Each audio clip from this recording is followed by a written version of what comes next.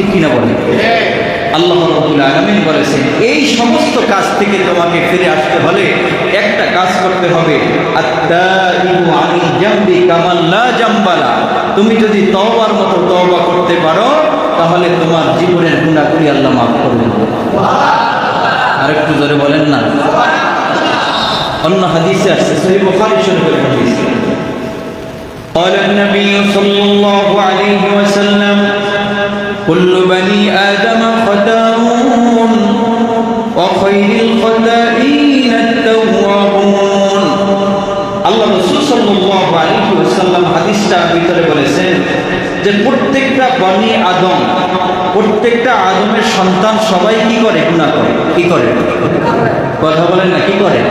কিন্তু তার ভিতরে ওই ব্যক্তি সর্বোত্তম যে গুনাহ করে বুঝতে পারে যে আমার গুনাহটা অন্যায় হয়েছে, আমার এই গুনাহটা বড় মারাত্মক কঠিন অন্যায় হয়েছে, এটা বুঝতে পেরে যখন সে তওবা করে, খায়রুল খাতাইনা তাওয়াবুন, আল্লাহ তাআলা বলেন ওই বান্দাকে পছন্দ করেন, আর পছন্দ করার সাথে সাথে আল্লাহ তাআলা তাকে মাফ করে দেন। বলেন সুবহানাল্লাহ। শুধু কি মাফ করেন তাই না, আল্লাহ রাব্বুল আলামিন মাফ করেন না শুধু, আল্লাহ তাআলা পবিত্র কোরআনুল কারীমের ভিতরে বলেছেন, সূরা আল ফুরকানের 70 নম্বর আয়াতের ভিতরে আল্লাহ তাআলা বলতেছেন, ইল্লা মান তাবা ওয়া আমানা ওয়া আমিলা সালিহান আমালান সালিহা ফাউলাইকা ইউবাদদিলুল্লাহু সাইয়্যাতিহিম হাসানাত ওয়া কানা আল্লাহু গফুরুর রহিমা। বলে বলেন সুবহানাল্লাহ। আল্লাহ তাআলা বলেন ইল্লা মান তাবা, তবে যে তওবা করে, ওয়া আমানা ওয়া আমিলা আমালান সালিহা, ঈমান আনে এবং সৎ কাজ করে, আল্লাহ তাদেরকে গুনাহগুলি মাফ করে দেন। তাদের গুনাহগুলি কি করে দেন? কথা বলেন, মাফ করে দেন। শুধু মাফ করে কিন্তু এই পর্যন্ত শেষ না, আল্লাহ তাআলা বলেন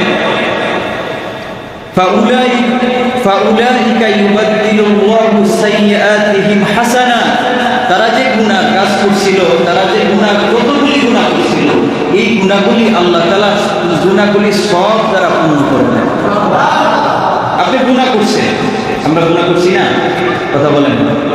গুনাহ করতে করতে পাহাড় সম গুনাহ করে ফেলেছি। আল্লাহ রাব্বুল আলামিনের কাছে যখন আমি তওবা করেছি, তওবা করার মতো যখন আমি তওবা করতে পেরেছি, আল্লাহ তাআলা বলেন ফাউলাইকা ইউবাদদিলুল্লাহু সাইয়্যাতিহিম হাসানাত, আল্লাহ তাআলা বলেন আমি তাদের জীবনের যে গুনাহগুলির জন্য তওবা করেছে এগুলি আমি সব দ্বারা রূপান্তরিত করব। আল্লাহ তাআলা বলেন ওয়া কানা আল্লাহু গফুরা